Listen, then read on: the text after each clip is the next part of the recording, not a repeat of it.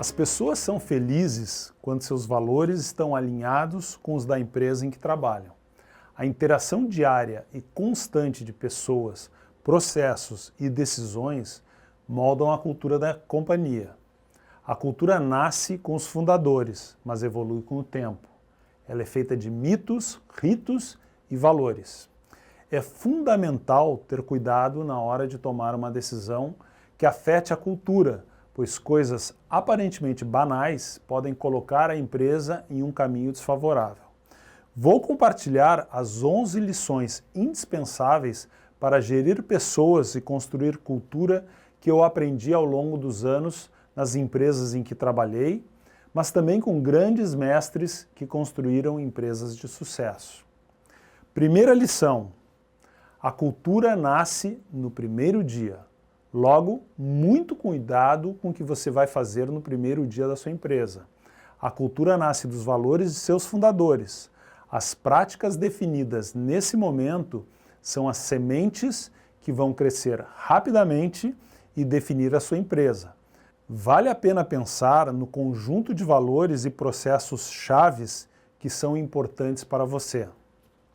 Segunda lição: a cultura às vezes pode ser mudada, mas é muito difícil e requer uma liderança muito forte. Os traços chaves da cultura dos países são os mesmos por séculos. De uma certa forma, o mesmo acontece com as empresas. A cultura é valorizada por aquilo que as pessoas fazem, os processos existentes e as histórias que são contadas. Aquele caso que aconteceu há 10 anos, mas todos lembram e contam para os novos colegas, não é apenas uma interação social, é a cristalização de um valor. Depois de um tempo, é dificílimo mudar a cultura. Exige uma ruptura traumática e sustentada. O exemplo do Twitter, ainda em desenvolvimento, mostra isso. Elon Musk precisou demitir toda a diretoria, metade dos funcionários, mudar processos e estruturas para implantar uma cultura diferente. E o resultado ainda não está claro e vai ser discutido por muito tempo. Terceira lição: cultura é algo intrínseco a uma empresa. Cada uma tem a sua e não vale a pena copiar. O exemplo do Itaú, Bradesco e Nubank mostra como empresas com culturas muito diferentes podem ter sucesso atuando no mesmo setor e no mesmo mercado.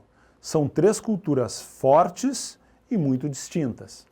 Não faria sentido o Davi Vélez, fundador do Nubank, resolver que sua empresa teria a cultura de um dos outros concorrentes. Provavelmente não teria sucesso. Seria apenas mais uma cópia, como tantas outras que os clientes não veriam vantagem em trocar pelo original.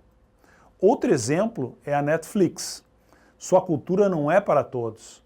Apesar de ser muito atraente para algumas pessoas, uma pessoa feliz trabalhando na Netflix provavelmente seria extremamente infeliz trabalhando em uma estatal brasileira e vice-versa.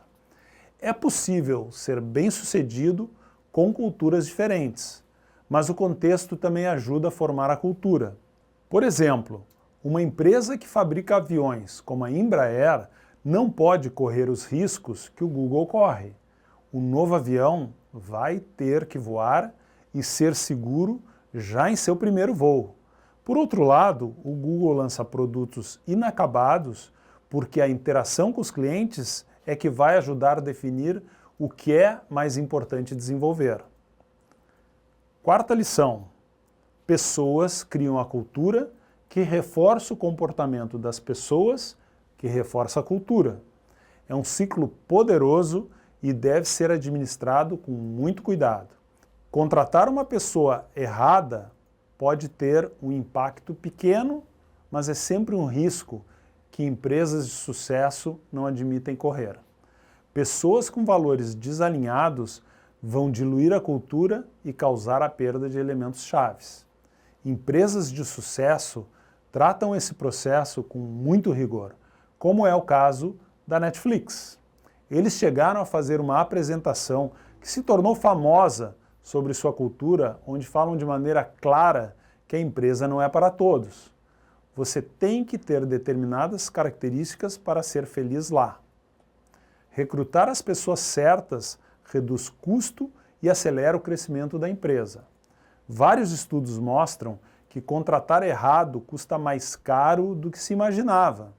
A empresa que contrata certo cresce mais rápido, pois não desperdiça tempo tendo que demitir um profissional desalinhado com a cultura e repetir todo o processo de procurar, recrutar, treinar e esperar a curva de aprendizagem até que ele comece a performar no seu pleno potencial. Milhões de reais são ganhos pelas empresas que gerem bem esse processo. Quinta lição: padrões são contagiosos. Os padrões estabelecidos vão determinar grande parte da cultura. Um bom exemplo é o Real Madrid, o time mais vencedor da história do futebol mundial. A cultura do Real Madrid é maior que qualquer jogador, presidente ou título. Para jogar no Real Madrid é preciso buscar sempre a excelência, ter muita gana de ganhar. O respeito é outra característica central, assim como a humildade. Jogadores que não atendem esses quesitos não são contratados e, caso façam algo que contraria a cultura, são demitidos. Vale a pena revisar e entender como os padrões da sua empresa estão impactando os seus resultados. Sexta lição: quem não lida bem com crítica não consegue fazer nada inovador ou fora do padrão. Todo empreendedor que criou algo novo foi criticado ou ridicularizado até as pessoas entenderem o impacto de sua visão. Isso aconteceu com Steve Jobs várias vezes, quando lançou o iPad e o iPhone, por exemplo.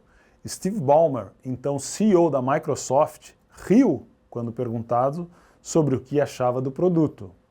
Steve, let me ask you about the iPhone and the Zune, if I may. The Zune was getting some traction, and Steve Jobs goes to Macworld and he pulls out this iPhone. What was your first reaction when you saw that? $500 fully subsidized with a plan? I said, that is the most expensive phone in the world, and it doesn't appeal to business customers because it doesn't have a keyboard, which makes it not a very good email machine. How do you compete with that, though? He sucked out a lot of the spotlight in the last few weeks because of what happened at Macworld, not only with the iPhone, but with the new iPod. I mean, how do you compete with that, with the Zune? Right now, well, let's take phones first. Okay. Right now, we're selling millions and millions and millions of phones a year. Apple is selling 0 phones a year. In 6 months, they'll have the most expensive phone by far ever in the marketplace. And let's see, what's the expression? Let's see how the competition goes. Saber lidar com críticas é fundamental para qualquer time que busque alta performance. Raros são os Steve Jobs e Elon Musk. Ninguém acerta 100%, nem eles. Os ambientes cuja cultura lida bem com a crítica tendem a ser mais inovadores e, paradoxalmente, mais agradáveis para trabalhar. Esse é um desafio especialmente difícil para empresas brasileiras. Temos dificuldade em dar e receber feedback. Nossa cultura tende a levar para o lado pessoal uma crítica meramente pontual e que tem o objetivo sincero de ajudar. É fundamental aprender a lidar bem com as críticas. Não significa gostar de ser criticado. Significa extrair o aspecto positivo e usá-la para melhorar. Significa também criar um perfil mais resiliente, pois, gostando ou não, todos seremos criticados. Significa aprender a diferenciar uma crítica bem intencionada de uma que tem por objetivo nos desestabilizar. Lembrando, times de alta performance lidam bem com críticas.